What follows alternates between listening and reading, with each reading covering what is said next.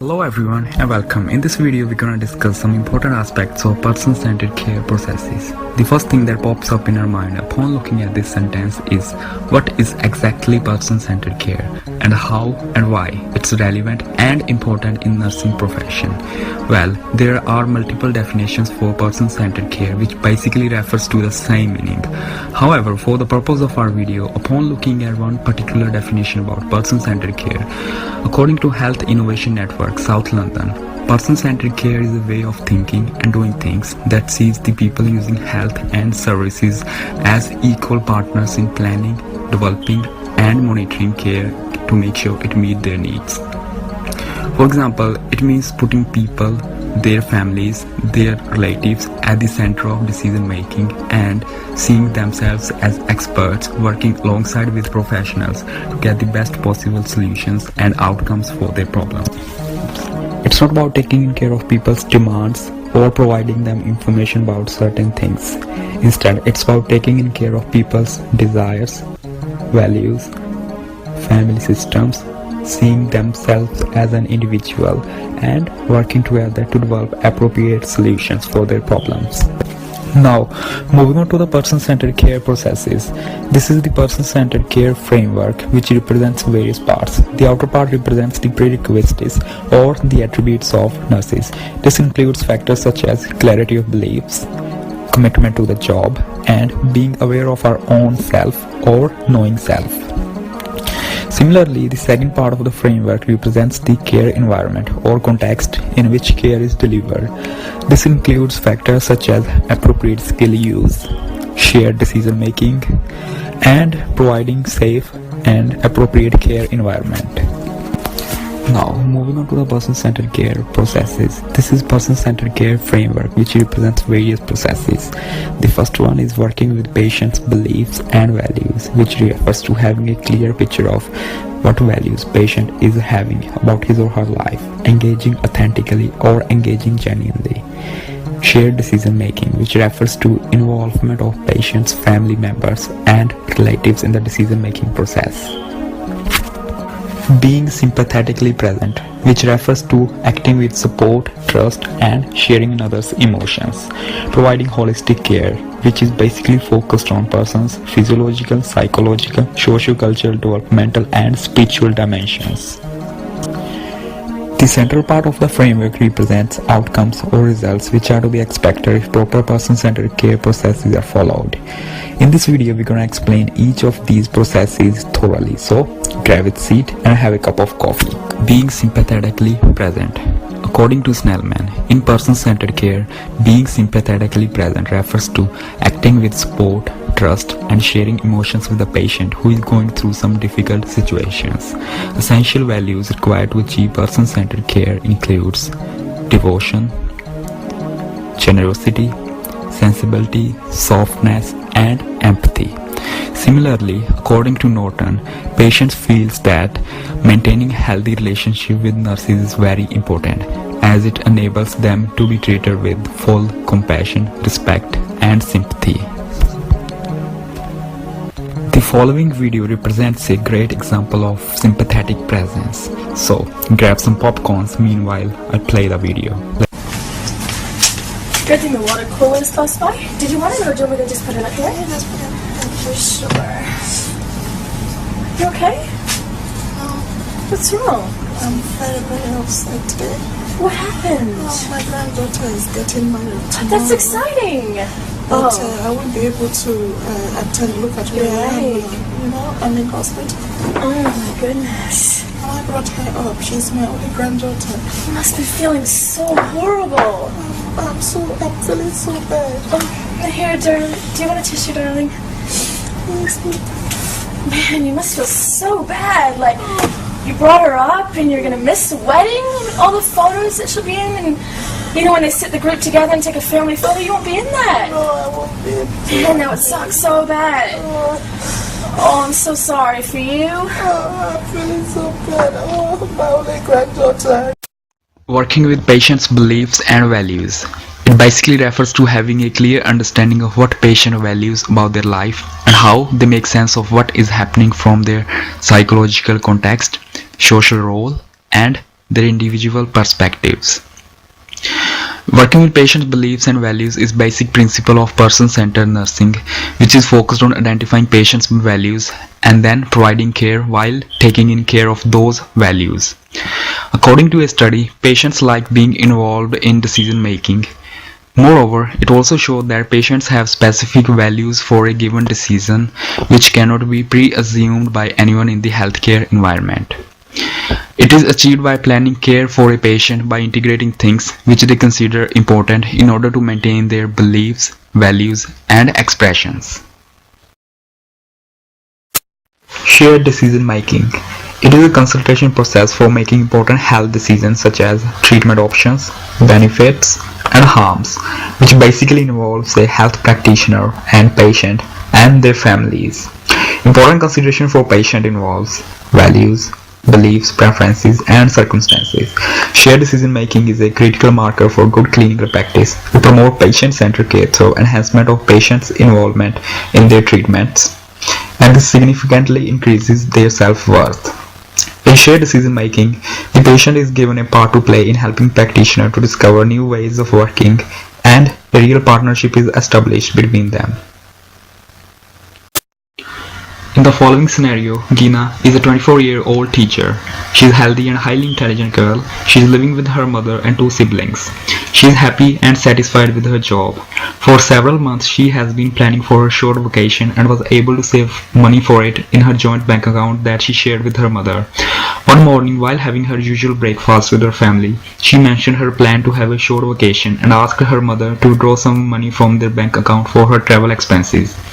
However, her mother told her that there is not enough money left on their bank account as she used most of the money to open new food business and thought traveling is not a wise idea and waste of money rather. Gina got surprised and disappointed by her mother's decision.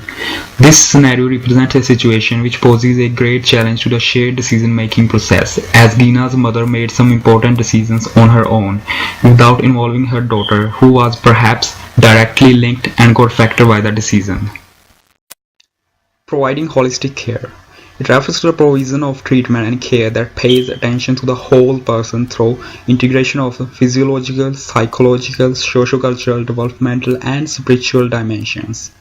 The physiological variable refers to the bodily structure and functions. The psychological variable refers to the mental processes and relationships.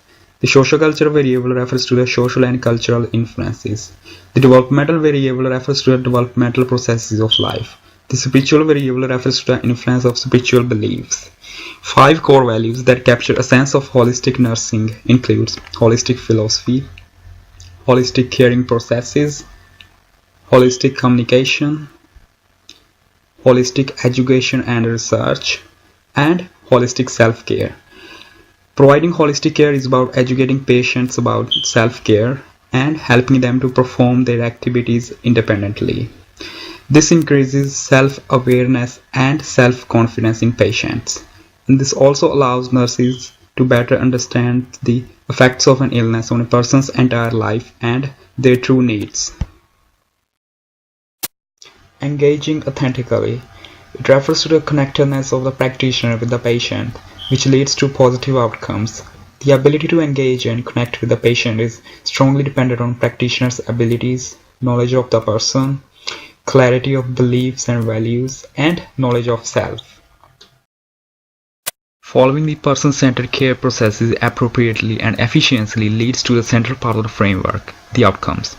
These outcomes comprises of good care experience, which is defined as a total of positive interactions formed by the culture of an organization, which impacts patients' viewpoint throughout the care process, leading to an anticipated health outcome. Similarly, focusing on patients' experience during healthcare brings a competitive advantage to an organization. Good care experience comprises of patients' satisfaction with the care delivery, patients being happy, mentally and emotionally strong, an overall improvement in patients' health, dignity, kindness, and respect, so that the patients feel that staff support and care about them. The second outcome is involvement of care. This is referred to as involvement of patient in decision making or expressing opinions about different treatment methods, which includes sharing information, feelings, signs, and accepting health team instructions. Factors influencing patient participation includes doctor-patient relationship, recognition of patient's knowledge, and allocation of sufficient time to the patient for participation process. Similarly, factors related to patient includes knowledge, physical and cognitive ability, emotional connections, and values and beliefs. Number 3 outcome is feeling of well-being, which is a positive state which involves feeling good and functioning well. Positive care experiences creates a positive feeling of well-being among patients. It also makes them feel valued. Just an example, a patient is feeling very depressed because of any reason, and a nurse approaches the patient and gives him some empathy, and the patient starts to feel very good after being listened empathetically. Existence of a healthful culture is the ultimate outcome for teams working together to develop a workplace that is person-centered. It emphasizes over maintaining a nursing care environment which supports and keeps up the person-centered values. It is underpinned by values of respect for persons, individuals' right to self-determination, and mutual respect and understanding. The outcomes identified within the framework provide a clear focus for evaluation of person-centered processes. The last part of the video is some leadership challenges to the person-centered processes. Number 1 is lack of self-awareness. This means lack of reflection about different cultural values and beliefs, and perhaps this may impact the treatment of a culturally diverse patient.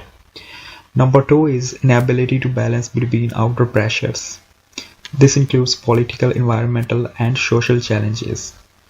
Number 3 is lack of cooperation, which means lack of mutuality and understanding between patient and the practitioner, or between doctor and the nurse. Number 4 is lack of self-awareness. This includes lack of emotional attachment and lack of understanding of feelings, and hence this directly affects the sympathetic approach. So, in conclusion, person-centered care processes are a vital part of providing person-centered care. However, it's really important to cope up with the challenges posed to person-centered care, as they greatly impact the healthcare of a country. Following the person-centered care framework while delivering the care leads to the outcomes which improves the standard of healthcare of a country. So, moving on to the end of this video, we got 2 clips which represents poor and good person-centered care respectively. We hope you enjoy this video and get the best out of this lesson. Thank you.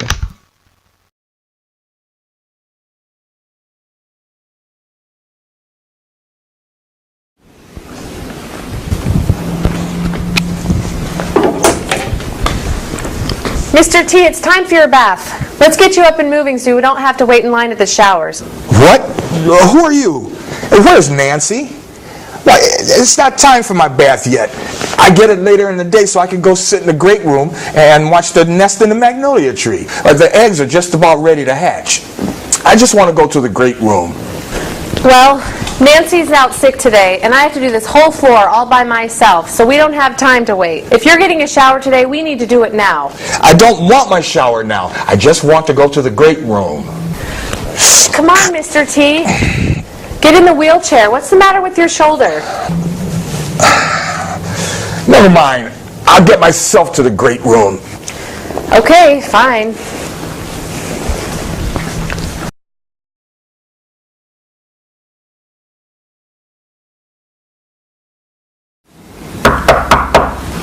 Come in. Good morning, Mr. Tarkey. My name is April. May I turn on the light? Why, sure.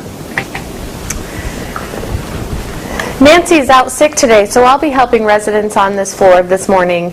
I understand you like to get up early and go watch the birds out in the great room. But since the weather's supposed to be bad for a few hours, I wondered if you'd like to take your shower now so you don't have to be interrupted later. That's a great idea.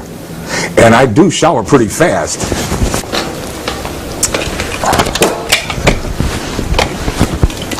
I understand you hurt your shoulder. How's that feeling this morning? Well, it's a little worse today. But I might need a little bit of help getting into the wheelchair. Sure thing, and I'll let the DON know that your shoulder's hurting worse today. I can't find that out. There we are.